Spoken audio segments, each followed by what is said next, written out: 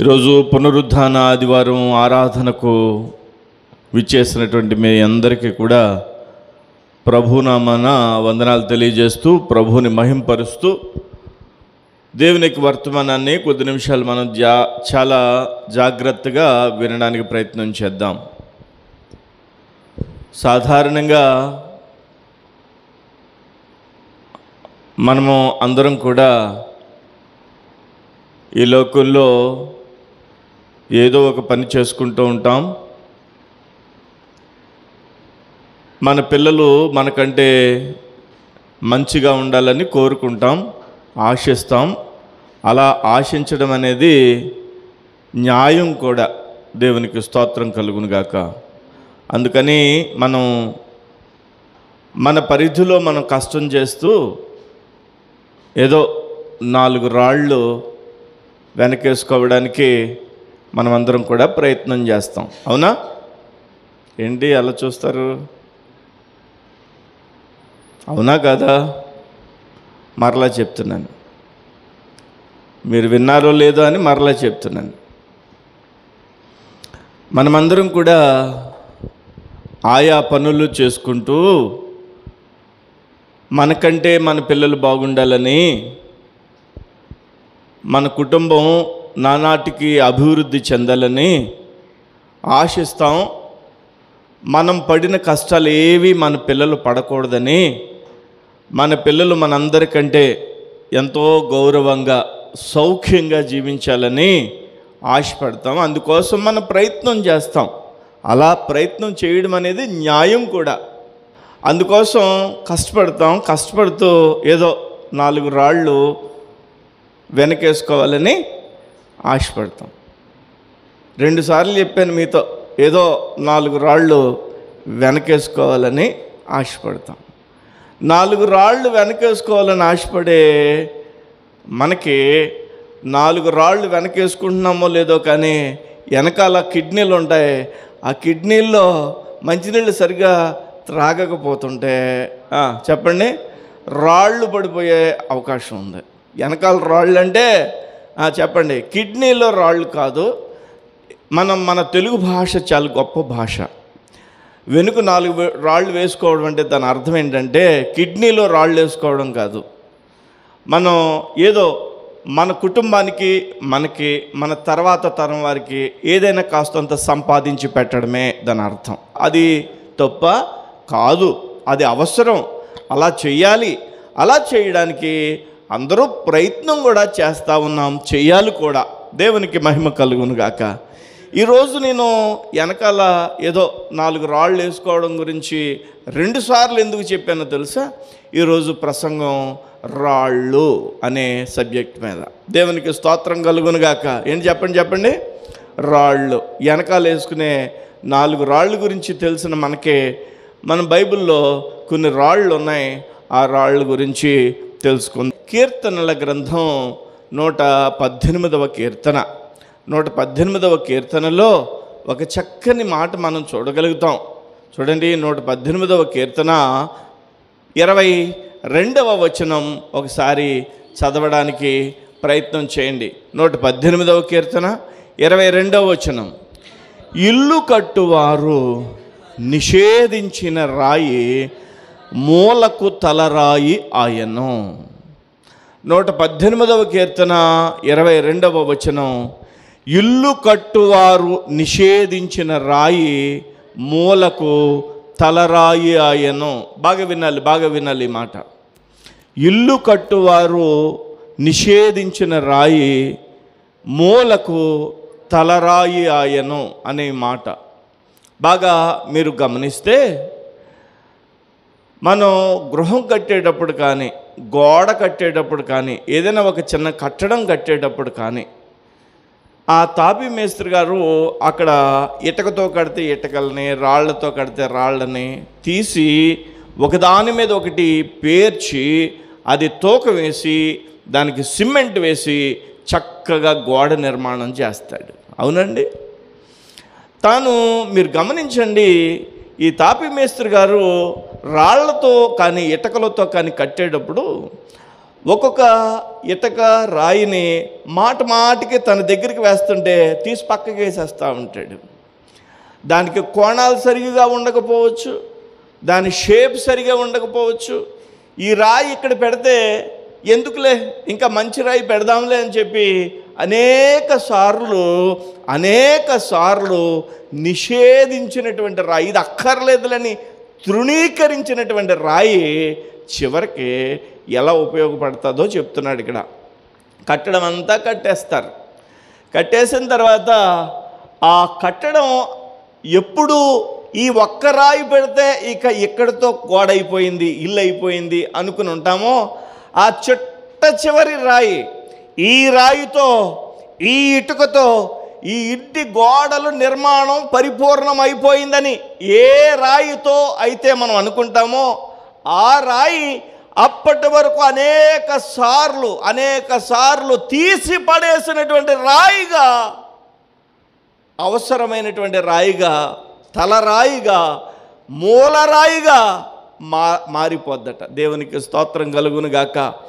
మనం ప్రభు అయినటువంటి యేసుక్రీస్తు వారిని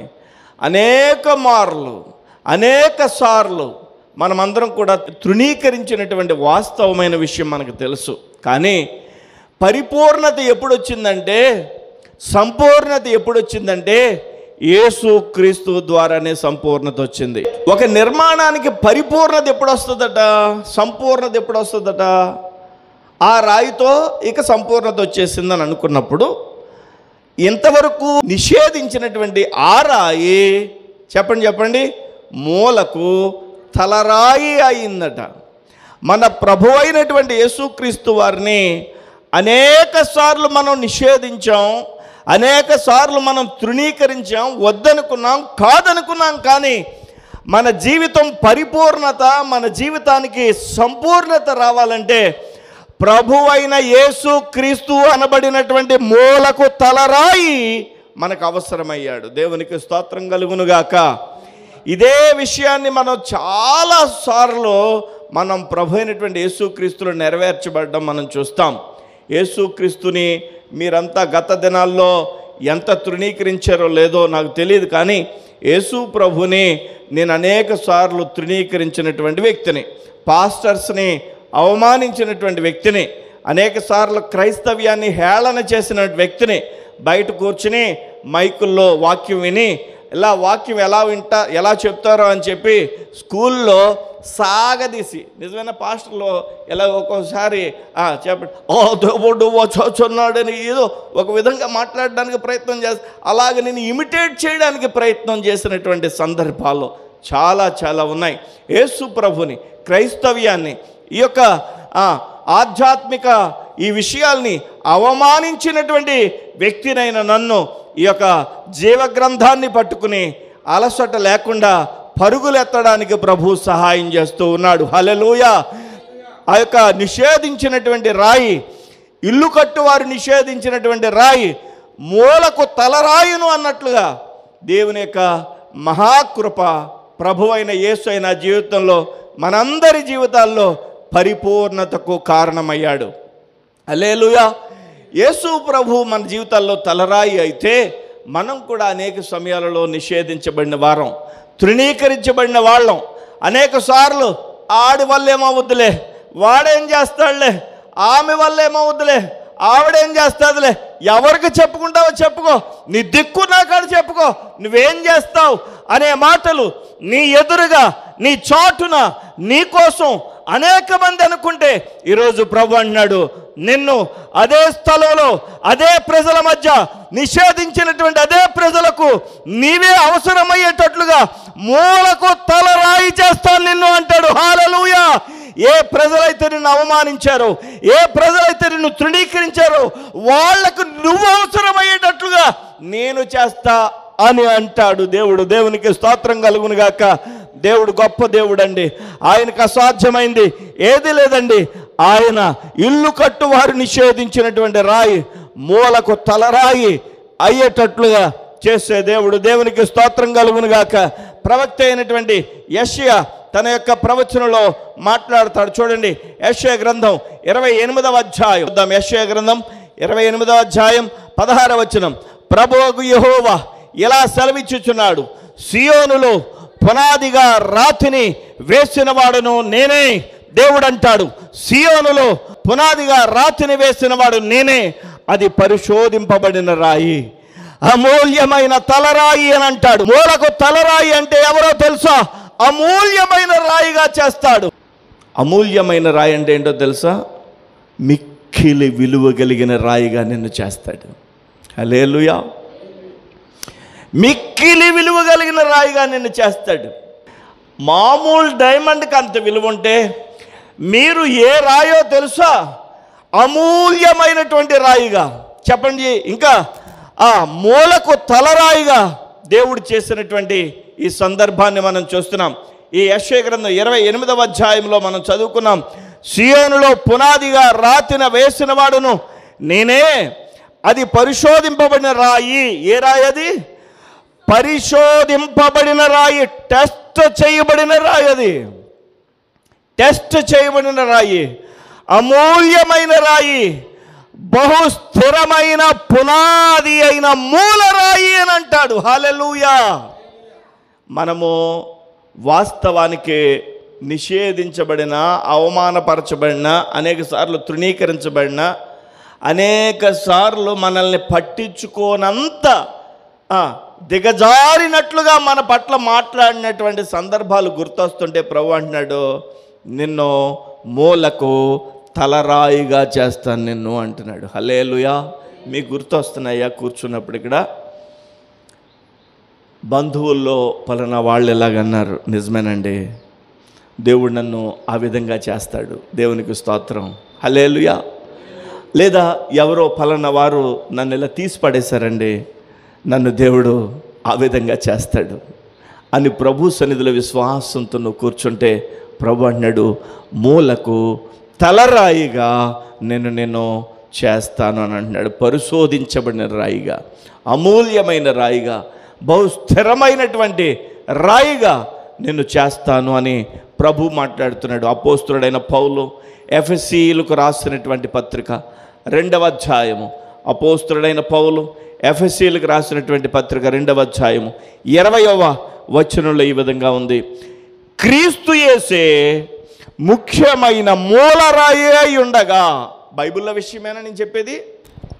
మీకు నేను ఈరోజు కొన్ని రాళ్ళ గురించి చెప్తాను, వినండి వినండి వినండి.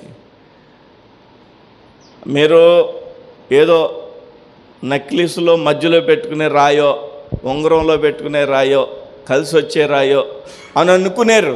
అబ్బెబ్బే, ఆ రాళ్ళు కాదు, బైబిల్లో ఉన్న రాళ్ళ కోసమే చెప్తా. హల్లెలూయా.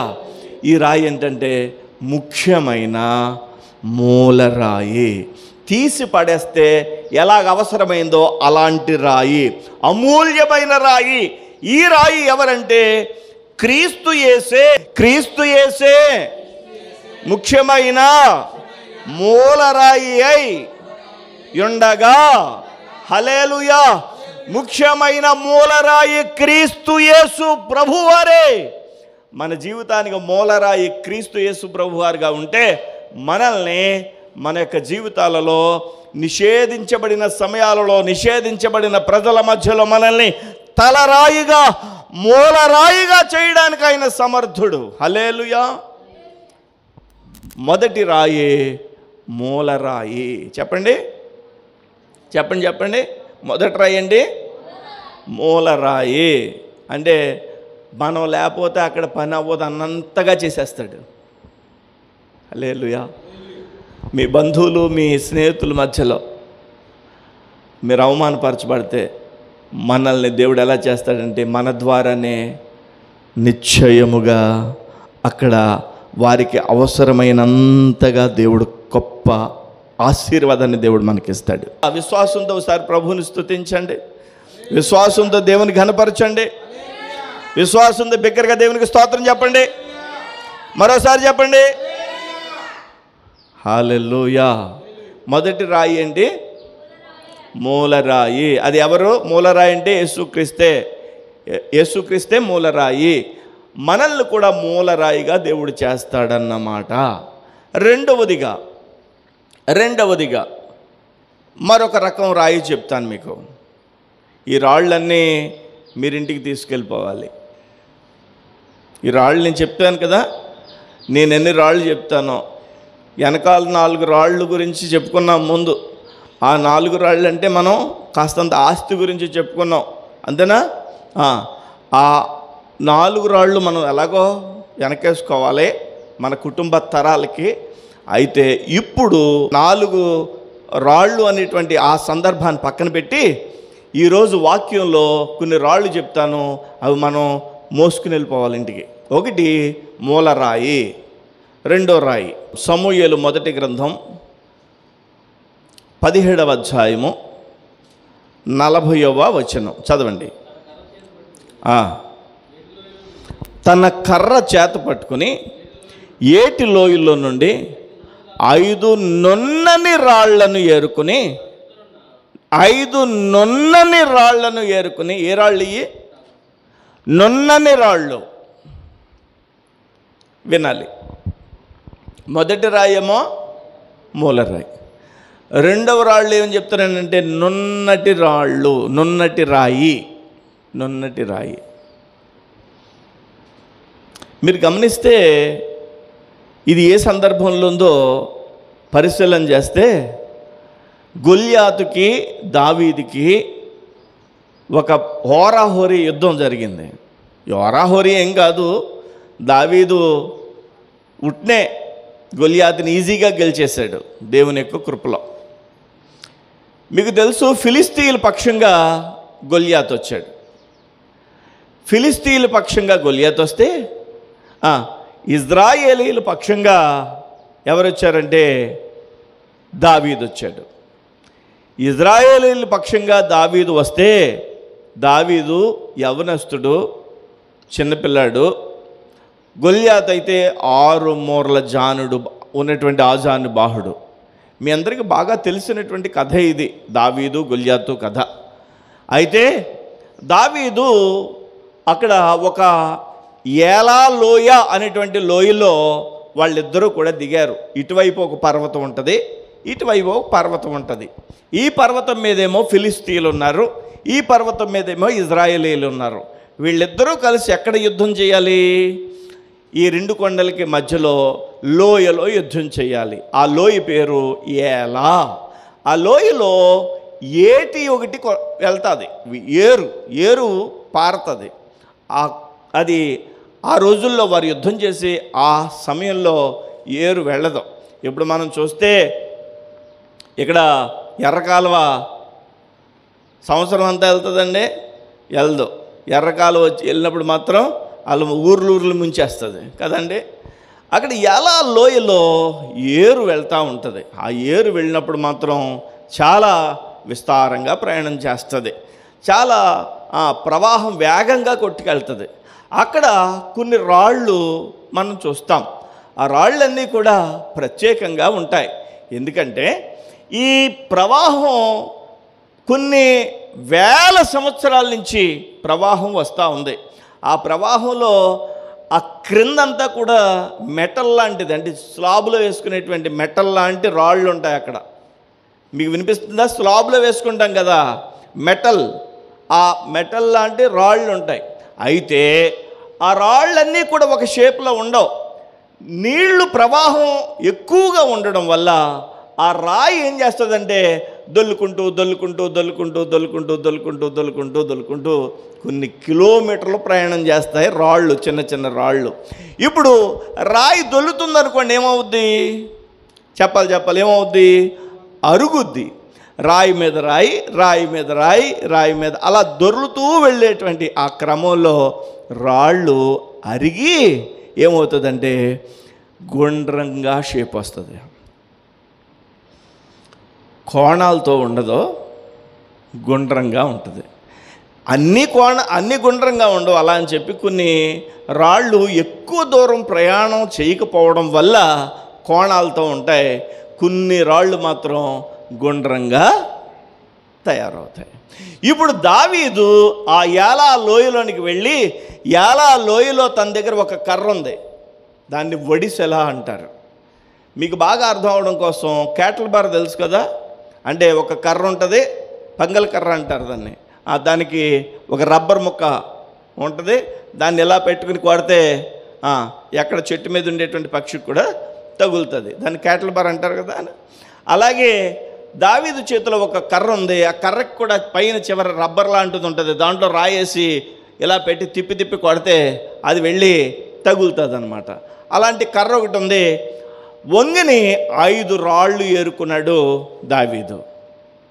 ఎలాంటి రాళ్ళు ఏరుకున్నాడు? మళ్ళీ చదువుదామా మాట. సమూయేలు మొదటి గ్రంథం 17వ అధ్యాయము చదవండి, 40వ వచనం. తన కర్ర చేత పట్టుకుని ఏటి లోయలో నుండి 5 నున్నని రాళ్లను ఏరుకుని 5 నున్నని రాళ్లను ఏరుకుని, మరలా చదువుతున్నాను, 5 నున్నని రాళ్లను ఏరుకుని. నున్నని రాళ్ళు, చాలా రాళ్ళు ఉన్నాయి, కానీ దావీదు ఏరుకున్నాడు. ఏరుకోవడంలో అర్థం ఏంటి అంటే కొన్ని అక్కర్లేదనే కదా, సెలెక్ట్ చేసుకున్నాడనే కదా, అన్నీ అవసరం లేదనే కదా, ఈ రాళ్ళన్నీ నాకు ఉపయోగపడవనుకున్నాయే కదా. నేను శత్రువును కొట్టడానికి నాకు 5 రాళ్ళు అవసరం. 5 రాళ్ళు ఏ కోణంలో కలిగి ఉండకూడదు, నున్నగా ఉండాలి, అవి నున్నటి రాళ్ళు అయి ఉండాలని ఆ రాళ్లను వెతికి వెతికి వెతికి పట్టుకుని టెస్ట్ చేసి తాను కోరుకుని 5 రాళ్ళని సెలెక్ట్ చేసుకున్నాడనే కదా. ఏరుకున్నాడట, 5 రాళ్లను ఏరుకున్నాడట. మీకు ఒక విషయం చెప్పాలి. ఇక్కడ యోబు గ్రంథం 14వ అధ్యాయము 19వ వచనం ఒకసారి తెరిచి చదవండి. అక్కడ ఒక చక్కని మాట కనిపిస్తుంది మనకి. యోబు గ్రంథం 14వ అధ్యాయము 19వ వచనం చదవండి. జలము రాళ్లను అరగదీయును. వాక్యంలో ఉందా లేదా? అది జలము అంటే ప్రవాహం కొట్టుకెళ్ళిపోతూ ఉన్నప్పుడు, రాయి దొర్లుతూ ఉన్నప్పుడు కొన్ని సంవత్సరాలకి ఆ రాయి ఏమవుతుందంటే గుండ్రంగా మారుతుంది, అరిగిపోద్ది. జలము యొక్క ప్రవాహము రాయిని అరగదీసినట్లుగా, గుండ్రంగా చేసినట్లుగా వాక్యంలో మనం చూడగలుగుతున్నాం. అలాంటి ఏలా లోయలో, ఏటి వాగులో 5 నున్నటి రాళ్లను దావీదు ఏరుకున్నాడు. ప్రతి రాయి ఉపయోగపడదండి. ప్రతి రాయితోని దావీదు యుద్ధం చేస్తే గొలియాతు ఓడిపోడండి. ప్రతి రాయి ఉపయోగపడదండి. దానికి కోణం అండి, మాట వినదండి. గుండ్రంగా ఉన్న రాయి, ప్రవాహంలో కొట్టుకు వచ్చిన రాయండి, అది తను ప్రయాణం చేసిన రాయండి, అరిగిపోయిన రాయండి, షేప్ మార్చుకున్న రాయండి. అది ఆ రాయి దావీదుకి అవసరమైందండి. దేవునికి స్తోత్రం. 5 రాళ్ళను ఏరుకున్నాడు. 5 రాళ్ళను ఏరుకుని ఏం చేశాడో తెలుసా? తనకి మొల దగ్గర ఒక సంచి ఉంది, ఆ సంచిలో వేసుకున్నాడు 5 రాళ్లను. దేవునికి స్తోత్రం. ఇప్పుడు ఈ సంచి ఏంటో తెలుసా? సంఘమే సంచి. దేవునికి స్తోత్రం కలుగునుగాక. దేవుడు తన యొక్క కృప చొప్పున ఎవరైతే ఆ యొక్క సంఘములోనికి చేర్చబడడానికి ప్రభు అయిన యేసయ్య ఇష్టపడతాడో, దావీదు అనేటువంటి రాజు ఏ విధంగా కోరుకున్నాడు 5 రాళ్లను, మన ప్రభు అయినటువంటి యేసుక్రీస్తు మహారాజు మనల్ని ఎన్నుకుని సంఘంలో పెట్టుకున్నాడు. మనమంతట మనం వచ్చేయలేదండి. దేవుని యొక్క సంఘంలోనికి మనల్ని ఆయన ఆకర్షిస్తే వచ్చాం. ఆయన మనల్ని ఆకర్షించాడు కాబట్టి దేవుని సంఘంలో కూర్చుంటున్నాం. ఆయన యొక్క సంఘంలో కూర్చున్న మనల్ని ఆయన కృప చూపిస్తాడు. దేవునికి స్తోత్రం కలుగును గాక. హల్లెలూయా. ఈ రాయి అరిగిపోయిన రాయి, ఈ రాయి షేప్ మార్చుకున్న రాయి. గతంలో మనం చెప్పండి, భయంకరమైనటువంటి ఎలాగ కోపం ఉన్నా, ఎలాంటి పరిస్థితుల్లో ఉన్నా ప్రభువులో మనం మార్చబడుతూ వస్తున్నాం. దేవునికి స్తోత్రం కలుగును గాక. హల్లెలూయా. అనేక విధాలుగా మనం దేవుని యొక్క సన్నిధిలో ప్రభువుకి ఆయన యొక్క చిత్తానికి అనుకూలంగా ఒక్కొక్క విషయాన్ని సరిదిద్దుకుంటూ వస్తున్నాం మనం దేవుని సన్నిధిలో. ఎలా లోయలో రాళ్ల వలె అరగదీయబడుతూ వస్తున్నాం. ఎప్పుడైతే సంఘంలో ఉందో ఆ రాయి దావీదు తీసి శత్రువుని కడముట్టించడానికి వాడుకుంటున్నాడు. హల్లెలూయా. నీ ద్వారా నా ద్వారా మహారాజైనటువంటి ప్రభు అయిన యేసయ్య గొల్యాతుల్ని కూల్చబోతున్నాడన్నమాట వాస్తవం. హల్లెలూయా. అనేకమైనటువంటి గొల్యాతులు, అనేకమైనటువంటి సమస్యల్ని నీ ద్వారా నా ద్వారా ప్రభు అయిన యేసయ్య కూల్చబోతున్నాడు. కారణం ఏంటంటే ఏలా లోయలో నున్నటి రాళ్ళగా నేను ఉన్నాం కాబట్టి. ఆమేన్. హల్లెలూయా. నిజానికి వాస్తవానికి ఆ ప్రవాహంలో కొట్టుకుపోయినప్పుడు కొద్దిగా పెద్ద రాయి అనుకుని ఉంటుంది, హేళన చేస్తుంటుంది. అరే చూసావా, నువ్వు అల్పంగా ఉన్నావు కాబట్టి ప్రవాహంలో ఎలా కొట్టుకుపోతున్నావో హేళన చేస్తుంటుంది. ఒరే నువ్వు ఇలాంటి పరిస్థితుల్లో ఉన్నావని సమాజం హేళన చేస్తే చివరికి ఎలా లోయలోనికి కొట్టుకొచ్చిన రాయి చెప్పండి నున్నటి రాయిగా మారిపోయింది. దావీదు ఆ రాయిని కోరుకున్నాడు. బహుశా ఈ 5 రాళ్ళు ఏరుకునే క్రమంలో కొన్ని రాళ్ళు చూసుంటాడు, కుదరదు, నేను చెక్కలోకి వేయని రాయిని పక్కన పడేసి ఉంటాడు. వాస్తవానికి ప్రభు మనల్ని కృప చూపించాడు కాబట్టి దేవుని సన్నిధిలో మనం ఉండగలిగాం. నున్నటి రాయిగా మనం ఉండడానికి ప్రభు కృప చూపించాలి. ప్రభువా నీ చేతిలో సాధనంగా నేను ఉండాలి తండ్రి. ఆమేన్. హల్లెలూయా. దేవుని చేతిలో సాధనంగా ఉండడం అంటే దేవుని వాక్యం చెప్పడమే సేవకుడు కాదండి. మనం అనుకుంటాం వాక్యం చెప్తున్నాడు కాబట్టి ఎరగదీసేస్తున్నాడు సేవ అనుకుంటాం. వాక్యం చెప్పడం ఎంతో, ప్రార్థన చేయడం కూడా అంతే గొప్ప సేవ. దేవునికి స్తోత్రం. నువ్వు మోకరించి ప్రార్థన చేస్తున్నావు కాబట్టి తల్లి సేవకుడు ఒకడు నిలబడి మాట్లాడుతున్నాడు అంతే. నీ భాగం నీదే, సేవకుని భాగం సేవకుంది. హల్లెలూయా. సేవకుడు నిలబడి వాక్యం చెప్తున్నాడని తనే కష్టపడిపోవడం లేదు. దేవునికి స్తోత్రం కలుగును గాక.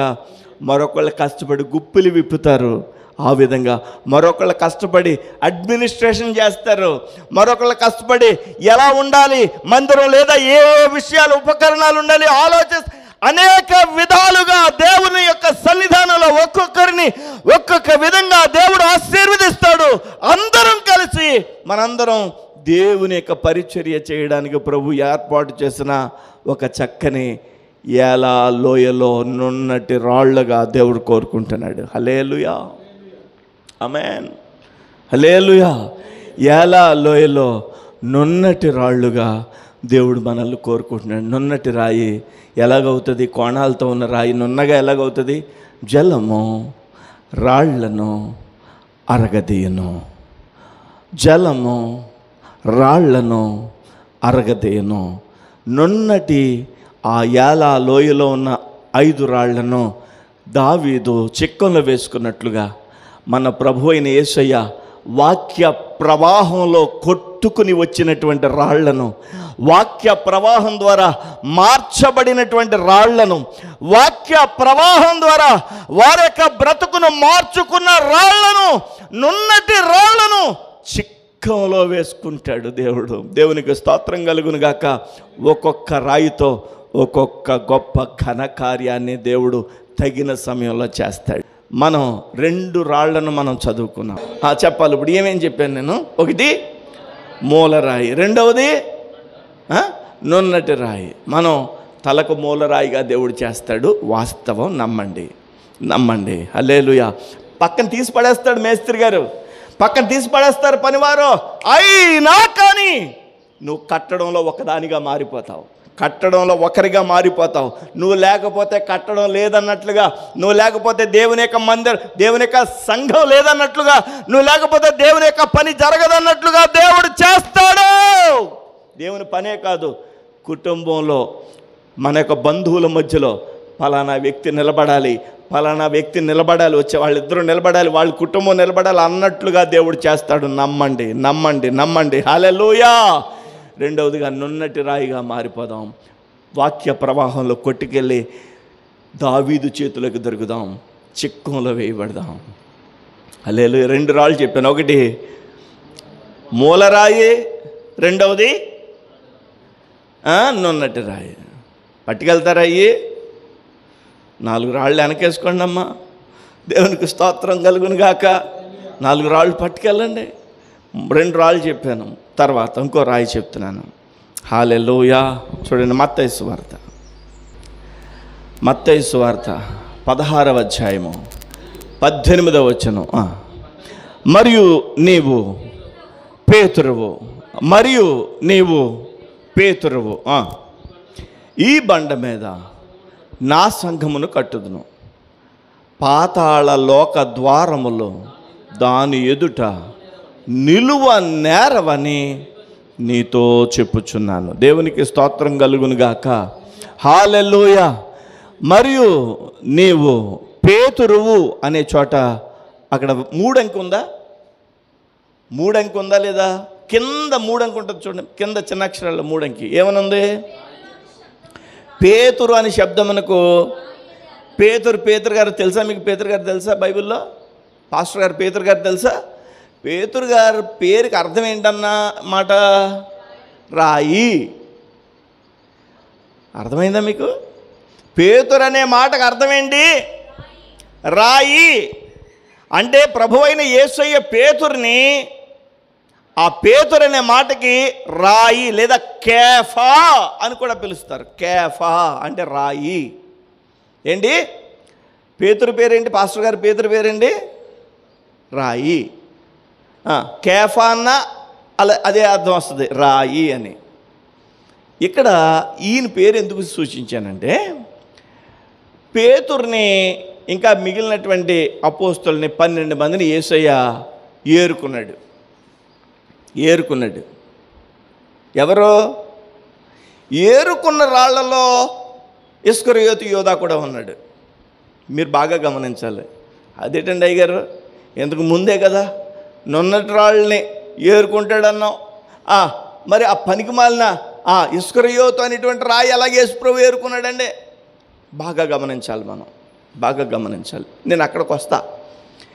ముందు ఇక్కడ పేతురు అనేటువంటి రాయి దగ్గరకు వచ్చిన తర్వాత ముందుకెళ్దాం. బాగా మనసు పెట్టి వినాలి, మీరు జాగ్రత్తగా వినాలి. మూలరాయి వినేశారు, నున్నటి రాయి వినేశారు.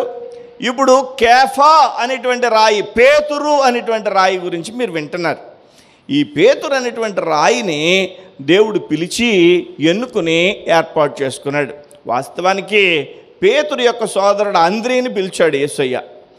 ఆంద్రియ అనేటువంటి ఆయన తన సోదరుడైనటువంటి పేతురు దగ్గరికి వెళ్ళి, ఒరే బెదరు మనం యేసుప్రభు పిలిచాడు, వెళ్దామని చెప్పి పేతురుని కూడా తీసుకొచ్చాడు. పేతురుని తీసుకొస్తే ప్రభు అయిన యేసయ్య పేతురుని కేఫా అని, పేతురు అంటే రాయి అని చెప్పి పిలవడం జరిగింది. అంతకుముందు పేతురు పేరు సీమోను అసలు పేరు. కానీ పేతురు లేదా కేఫా అని ప్రభు అయిన యేసయ్య పిలవడం ప్రారంభించారు. అర్థమవుతుందండి? ఇక్కడ మనం గమనిస్తే ఈ పేతురుకు కొద్దిగా కంగారు ఎక్కువ. చెప్పండి, ఏదైనా సరే కాస్తంత కంగారు పడతాడు, దుడుకుగా ప్రవర్తిస్తాడు. ఈ పేతురు ఎలాంటి వాడంటే ఊగేటువంటి రెల్లు లాంటి స్వభావం కలిగిన వాడు. ఊగేటువంటి రెల్లు లాంటి స్వభావం, ఊగకుండా స్థిరముగా ఉండేటువంటి రాయితో పోల్చాడు పేతురుని. ఊగేటువంటి రెల్లు లాంటి సీమోనిని రాయి లాంటి కేఫాగా మార్చాడు. బాగా మీరు వివరంగా గమనించాలి. పేతురు ప్రభువైన యేసుక్రీస్తు దగ్గరికి వచ్చిన తర్వాత యేసుతో పాటుగా 12 మంది శిష్యుల్లో ఒకటిగా నడిచాడు. అనేక సార్లు ప్రజలందరినీ పక్కకుండండి ఏంటో అనుకుంటున్నారు, యేసు ప్రభు మీద పడిపోతున్నారు ఏంటో అనుకుంటున్నారు అని చెప్పి అరిచిన వాళ్ళలో పేతురు కూడా ఉన్నాడు. అజమాయిషీ చేసిన వాళ్ళలో పేతురు ప్రభు అయిన యేసుకి దగ్గరగా నివసించాడు. కానీ యేసు ప్రభు పేతురుని అడిగాడు, నువ్వు ప్రేమిస్తున్నావా నన్ను? నేనంటే నీకు ఇష్టమేనా అని అడిగాడు. పేతురు అన్నాడు, హాయ్ బాబు యేసు బాబు, నువ్వంటే నాకు వల్లమాలినటువంటి బాబు అని అన్నాడు. అంటే యేసుప్రభు అన్నాడు, నువ్వు అలాగంటావు, కానీ నువ్వు యేసుప్రభు ఎవరో తెలీదు అని అనేక ముందు 3 సార్లు కోడుకొస్తుంది అబ్బాయి అని అన్నాడు. అబ్బాబ్బా నేను అలాంటి కాదు అన్నట్టుగా పేతురు గారు చూశాడు. కానీ యేసు ప్రభు సిలువకు అప్పగించబడేటప్పుడు శిష్యులందరూ పారిపోయారు. అసలు వాస్తవానికి ఆ 12 మందిలో ఒకడైన ఇస్కరియోతు యూదాయే అమ్మేశాడు యేసు ప్రభుని. ఈ 12 మందిలో ఒకడైనటువంటి ఈ రాయి అనబడినటువంటి పేతురు పక్కకి వెళ్ళిపోయాడు. ఒక చిన్నపిల్ల చూసి అన్నది, ఇదిగో ఇది మొన్న యేసు ప్రభుతో చూశాను, ఇతన్నే, నువ్వు యేసు ప్రభు మనిషివే కదా అని అంటే ఆ చిన్నపిల్లతో అన్నాడు, అబ్బాయి నాకు తెలియదండి, అబ్బాయి యేసు ప్రభు ఎవరో నాకు తెలియదండి అన్నాడు. ఒక పెద్ద అయినా నువ్వు యేసు ప్రభు కూడా ఉన్నావు కదా, ఇలాగో అడిగేసరికి వాళ్ళతో అబద్ధం ఆడి వెనక్కి వెళ్ళిపోవడానికి, పారిపోవడానికి సిద్ధపడ్డాడు పేతురు యేసు ప్రభుతో ఉన్నప్పుడు ఎంత బిల్డప్ ఇచ్చాడో మామూలు బిల్డప్ కాదు. ఇప్పుడు పేతురు పారిపోయి అబద్ధం చెప్పే పరిస్థితికి వచ్చాడు. అలాంటి పేతురు యేసు ప్రభుకి అవసరమా అండి? చెప్పండి, మీరు నేను అయితే ఏం చేస్తాం? తీసి పక్కన పడతాం అంతే. యేసు ప్రభు అలాంటోడు కాదండి. యేసు ప్రభుని మనం అనేక సార్లు విడిచిపెట్టలేదా? యేసు ప్రభు మీద అనేక సార్లు కోప్పడిపోయాం మనం. యేసు ప్రభుని అనేక సార్లు అవమానించాం. యేసు ప్రభుని అనేక మార్లు దూషించాం. యేసు ప్రభు ఉంటే ఇలాగెందుకు జరుగుద్ది అని ఆయన మీద నిందలు వేశాం. అప్పుడే దేవుడు మనల్ని విడిచిపెట్టేయాలి. కానీ విడిచిపెట్టలేదంటే దాని అర్థం ఏంటో తెలుసా? మనల్ని ఆయన వాస్తవంగా ప్రేమిస్తున్నాడు. మనం ఆయన్ను ప్రేమించలేదు, కానీ ఆయన మనల్ని ప్రేమిస్తూనే ఉన్నాడు. పేతురుని యేసు ప్రభు వారు అప్పటికి కూడా విడిచిపెట్టలేదు. ముమ్మారు అబద్ధమాడాడు కోడి కూయికి ముందు, ఆయన యేసు ప్రభు విడిచిపెట్టలేదండి. ఒకసారి యేసు ప్రభు పేతురుని యోహాన్ని తీసుకుని పైకి వెళ్ళాడు, కొండ మీదకి వెళ్ళాడు. ఆ కొండ మీద రూపాంతర కొండ అంటారు. అక్కడికి మోషే ఏలియాలు దిగి వచ్చారు. ఆ యొక్క స్థలంలోనికి దిగి వచ్చినప్పుడు దేవుని యొక్క ఆ మాటల్ని వింటున్నటువంటి ఆ రూపాంతర కొండ మీద పేతురు అన్నాడు, యేసయ్య మనం ఇక్కడ ఉండిపోదాం, 3 పర్ణశాలలు కట్టేస్తాను, నేను పర్ణశాలలు బాగా కట్టగలను, ఇక్కడే ఉండిపోదాం, కిందకి వెళ్ళొద్దు అన్నాడు. అసలు యేసు ప్రభు ఎందుకు వచ్చాడు భూమి మీదకి? సిలువ మీద మరణించడానికి. పేతురు ఏమన్నాడు? యేసు ప్రభుకి ఐడియా ఏమిస్తున్నాడు? మనం కిందకి వెళ్ళొద్దు, కొండ మీద ఉండిపోదాం, పర్ణశాలలు కట్టుకుని ఇక్కడే ఉండిపోదాం అంటున్నాడు. అంటే యేసు ప్రభు సరిగా అర్థం కాలేదు పేతురుకి. అవునా? పేతురు బొంకిన పేతురు అర్థం కాలేదు యేసు ప్రభుకి. అలాంటి పేతురు యేసు ప్రభు మరణించిన తర్వాత యేసు ప్రభు తిరిగి ప్రత్యక్షమైనప్పుడు పేతురు గొప్పగా మార్చబడ్డాడు. దేవునికి స్తోత్రం కలుగును గాక. యేసు ప్రభు ముమ్మారు అబద్ధమాడాడే. మొట్టమొదట క్రైస్తవ ప్రసంగం చేసింది ఎవరో తెలుసా? పేతురే. దేవునికి స్తోత్రం. అందరినీ తల్ల తీసేస్తానరా యేసు ప్రభు గురించి ఎవడన్నా చెప్తున్నాడు? ఎవడన్నా మతంలోకి ఎవడన్నా దిగాడా? ఉన్నాడా అసలు అని అడుగుతుంటే నేనున్నాను అని ప్రభువును గురించి ప్రకటించింది మొట్టమొదట పేతురే. హల్లెలూయా. పేతురు వాక్యం చెప్తే అపోస్తుల కార్యంలో 3000 మంది ఒక్క ప్రసంగానికి మారిపోయారు. 3000 మంది కాదు, 300 ప్రసంగాలు చేసి మారండి అన్న. ఈరోజు ఒక్కళ్ళ మారడం లేదు. పేతురు గొప్పోడు. దేవునికి స్తోత్రం. హల్లెలూయా. 3000 ప్రసంగాలు చేసి కూడా ఒక్కడిని మార్చలేం. కానీ పేతురు ఒక్క ప్రసంగం చేసి 3000 మంది మాకు యేసు ప్రభు కావాలి, బాప్తిసం కావాలని పేతురు దగ్గరికి వస్తే ఆ రోజు 3000 మందికి పైగా బాప్తిస్మాలు ఇచ్చాడు. కారణం ఏంటో తెలుసా? కేఫాగా మారిపోయాడు పేతురు. అంతవరకు ఊగిసలాడాడు, విశ్వాసంలో ఊగిసలాడాడు, నమ్మకంలో ఊగిసలాడాడు, ప్రతిష్టలో ఊగిసలాడాడు, దేవునిలో బలంగా లేడు. ఊగిసలాడినటువంటి ఈ యొక్క సీమోనుని దేవుడు పేతురుగా, స్థిరమైనటువంటి పేతురుగా మార్చాడు. మనలో స్థిరమైనటువంటి రాయిగా దేవుడు మనల్ని మార్చుతాడు. దేవునికి స్తోత్రం.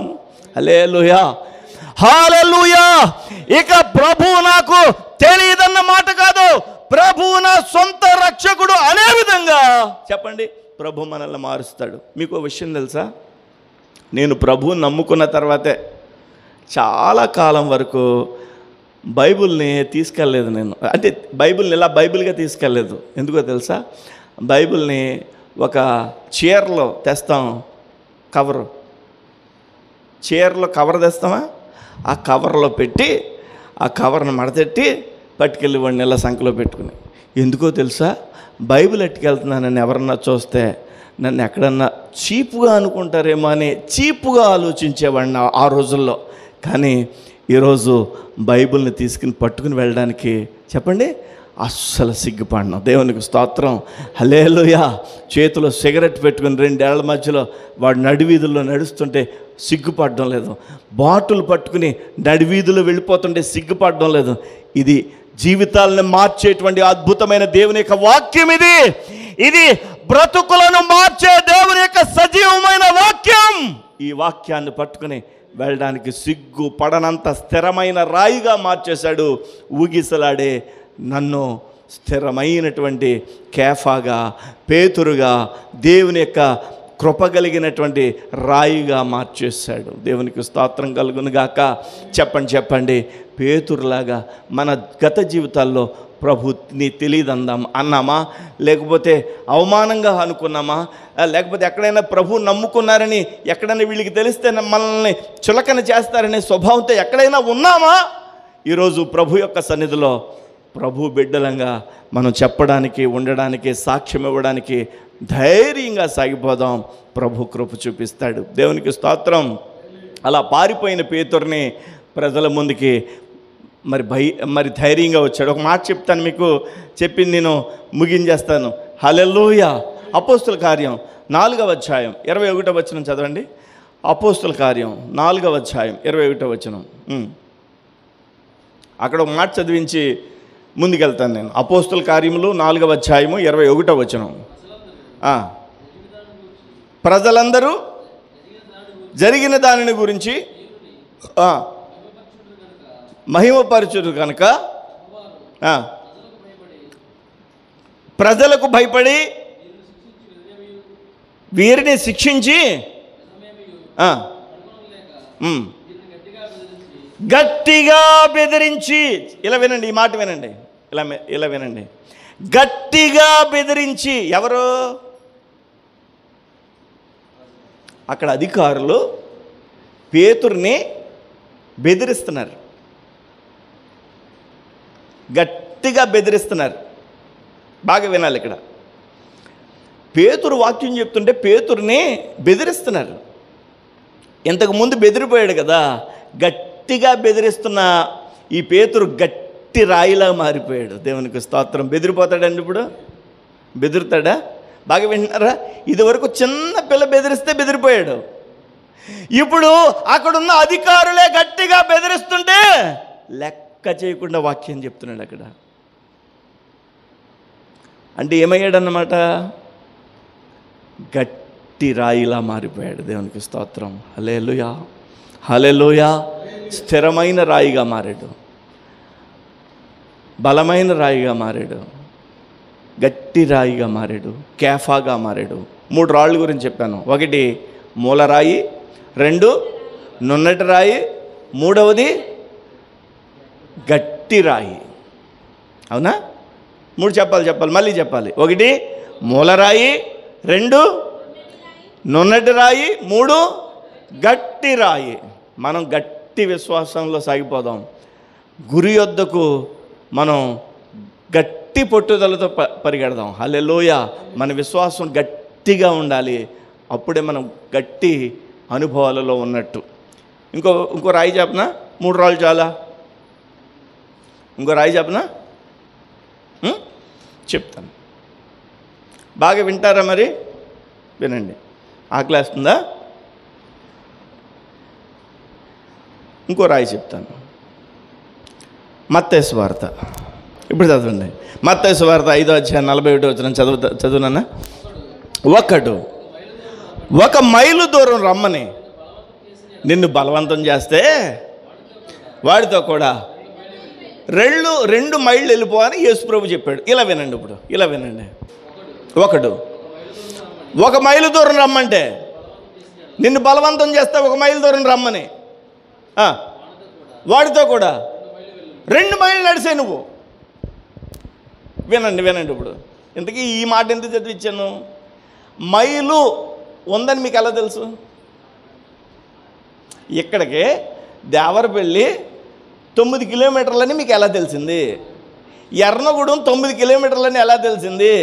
కొయ్యలగూడెం ఇక్కడ 9 కిలోమీటర్లని ఎలా తెలిసింది? అసలు ఈ విషయం ఇప్పటి వరకు తెలుసా మీకు? సెంటర్ పాయింట్ ఇది. ఇటు వెళ్ళినా 9 కిలోమీటర్లు, ఇటు వెళ్ళినా 9 కిలోమీటర్లు, ఇటు వెళ్ళినా 9 కిలోమీటర్లు. మనకి సెంటర్ పాయింట్లో ఉన్నాం మనం. గమనించారు మీరు? కరెక్ట్గా 9 వస్తుంది. ఎలా తెలిసింది మీకు? అది చెప్తారనే ఇంత చెప్తున్నాను. మాకు మేము ఎవరన్నా లెక్క పెట్టారు, వెళ్ళి కొలతలు కొలిసారా? ఎలా తెలిసింది? మైలు రాయి ఉంటుంది అక్కడ. మైలు రాయి మీద ఎర్నగూడెం 9 కిలోమీటర్లు అని ఉంటుంది. దాని పేరేంటి? మైలు రాయి. మనం ప్రసంగం ఏంటి? రాళ్లే కదా, అందుకే చెప్పాను మైలు రాయి గురించి చెప్తున్నాను. ఇప్పుడు ఈ మైలు రాయి రోడ్డు పక్కన నిలబడి ఇటు 9 కిలోమీటర్లు ఉంటుందని చెప్తుంది రాయి. ఈ రాయి దగ్గరికి వెళ్ళి, యావమ్మా రాయమ్మా 9 కిలోమీటర్లు ఉందని అంత ఖచ్చితంగా ఎలా చెప్పావు అని అడిగామనుకో, ఏమంటది? నువ్వు ఎప్పుడన్నా ఎర్నగూడెం నడిచెళ్ళి కొలుసుకెళ్ళి వచ్చి ఇక్కడ నిలబడి చెప్తున్నావా అంటే రాయి ఏమంటుంది చెప్పండి? అసలు ఎర్నగూడెం అంటే ఎలా ఉంటుందో నాకు తెలియదు బాబు, విడిచిపెట్టేనన్ను అంటది. మరి నీకు ఎలా తెలిసింది? ఎలా తెలుస్తుందంటే నాకు తెలిసిందంతే. ఈ రాయికి ఎర్నగూడెం ఎంత దూరం ఉంటుందో తెలీదు. చెప్పండి, కొయ్యలగూడెం ఎంత దూరం ఉంటుందో తెలీదు. ఇటు దేవరపల్లి ఎంత దూరం ఉంటుందో తెలియదు. కానీ తన మీద 9 కిలోమీటర్ల దూరం అని చెప్పి అందరికీ చూపిస్తుంది. అనుభవం తెలీదు. చెప్పండి, వాక్యం తెలుసు. ఈరోజు బాగా గమనించాల్సింది ఏంటంటే, సంఘంలో, సార్వత్రిక సంఘంలో వాక్యపు అనుభవాలలో లేకుండా వాక్యం తెలిసిన అంతే మైలురాయితో సమానం. మైలురాయికి వాక్యం తెలుసు, మైలురాయికి ప్రార్థన చేయడం తెలుసు, మైలురాయికి దేవుని యొక్క సంఘం అంటే ఏంటో తెలుసు. కానీ ఈ మైలురాయి తన జీవితంలో ఒక్కసారి కూడా అనుభవించలేదు, నడవలేదు, ఆ యొక్క దూరం కొలవలేదు. ఇస్కరియోతు యూదాదే మైలురాయిలు అంటాడు. ఇస్కరియోతు యూదాదే తన జీవితంలో ఒక్కసారి కూడా ఆ యొక్క ఆత్మీయ అనుభవాలలోనికి రాలేదు. ఈరోజు దేవుని యొక్క సంఘంలో మనం ఉన్నా, దేవుని యొక్క సన్నిధిలో మనం ఉన్నా, దేవుని యొక్క నామాన్ని స్తుతిస్తున్నా, మనం ఏ అనుభవాలలో ఉన్నాం? ఆ యొక్క మైలురాయి అనుభవంలో ఉన్నామా లేదా? చెప్పండి, మూలరాయి అనుభవంలో ఉన్నామా? మనం మైలురాయమా మూలరాయమా? ఏ రాయి మనం? మైలురాయి తన జీవితంలో ఒక్కసారి కూడా ఆ ఊరు వెళ్ళి రాలేదు, అవునా? కానీ హైదరాబాద్ ఎంత అంటే చూపిస్తుంది 384, 431. ఎప్పుడన్నా వెళ్ళిందండి? ఇటు వెళ్తే ఖమ్మం ఎంత దూరమో చెప్పుద్ది, ఇటు నరసాపురం ఎంత దూరమో చెప్పుద్ది. ఒక్కసారి కూడా ఒక్క అడుగు కూడా వేయలేదు ఆ ఊరు దిశగా. మనం పరలోక రాజ్యం గురించి పాడతాం. పరలోకము నా దేశము, పరదేశి నేనిలా మాయలోకమేగా, నేను యాత్రికుడను. పరలోకపు అనుభవాలలోనికి మనం రావాలి అంటే పరలోకం ఎలా ఉంటుందో వాక్యంలో మనం చూడగలగాలి. దేవునికి స్తోత్రం. దేవుని యొక్క ఆత్మ అభిషేక నడిపింపులోనికి మనం రావాలి. హల్లెలూయా. అప్పుడు మనము దేవుని యొక్క వాక్య సత్యాన్వేషణలో ముందుకు సాగిపోతున్నట్టు, దేవుని యొక్క వాక్య అనుభవాలలోనికి వస్తున్నట్టు. హల్లెలూయా. మనము నిత్య రాజ్య వారసత్వం గురించి అనుభవించాలి. అందుకనే వాక్యంలో ఉంది, ఆయన రుచి చూచి తెలుసుకోండి. రుచి చూచి మనం తెలుసుకోవాలి ఆయన్ని. ఆయన సన్నిధిలో మైలురాయిగా ఉన్నటువంటి సందర్భాలలో మైలురాయి కాకుండా మనం మూలరాయిగా మార్చబడాలి. చూడండి, మత్తయి సువార్త 23వ అధ్యాయం 3వ వచనం చదవండి ఒకసారి. మత్తయి సువార్త 23వ అధ్యాయం 3వ వచనం చదవండి.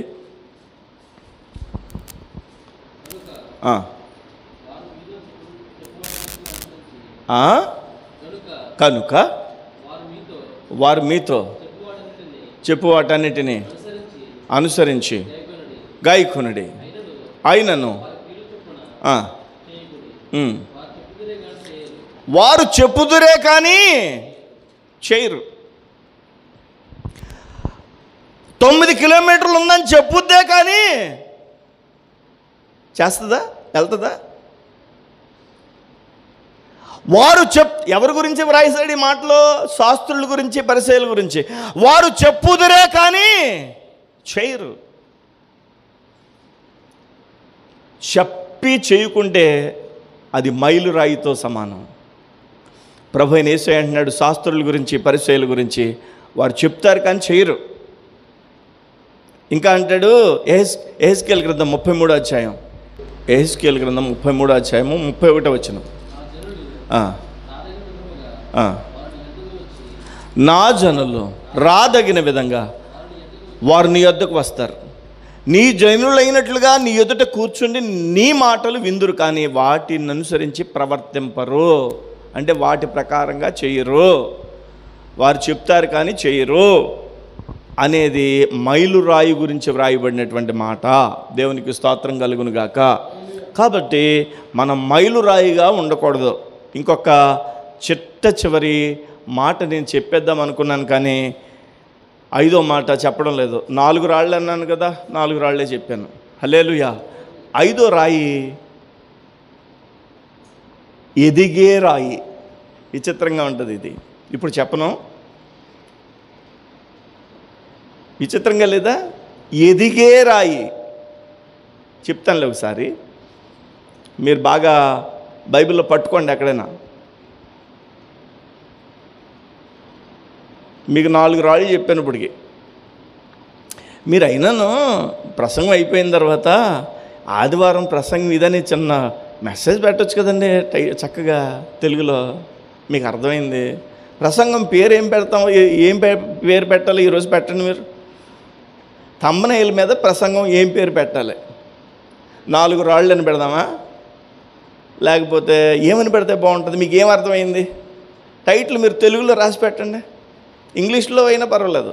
మీరు మేడగదిలో ఉంది కదా, మేడగదిలో పెట్టండి. ఈరోజు ప్రసంగం పేరు ఇలాగైతే బాగుంటుందని పెట్టండి. 4 రాళ్ళు చెప్పాను. ఆ 4 రాళ్ళు: 1 నెంబర్ 1 మూలరాయి, నెంబర్ 2 నున్నటి రాయి, నెంబర్ 3 గట్టి రాయి, నెంబర్ 4 మైలురాయి. 5వది కూడా చెప్దాం అనుకున్నాను, ఇంకా టైం అయిపోయింది, చెప్పలేను. నేను కూడా చాలా అలసటగా ఉన్నాను. 5వ రాయి ఏంటంటే ఎదిగే రాయి లేదా ఎగిరే రాయి.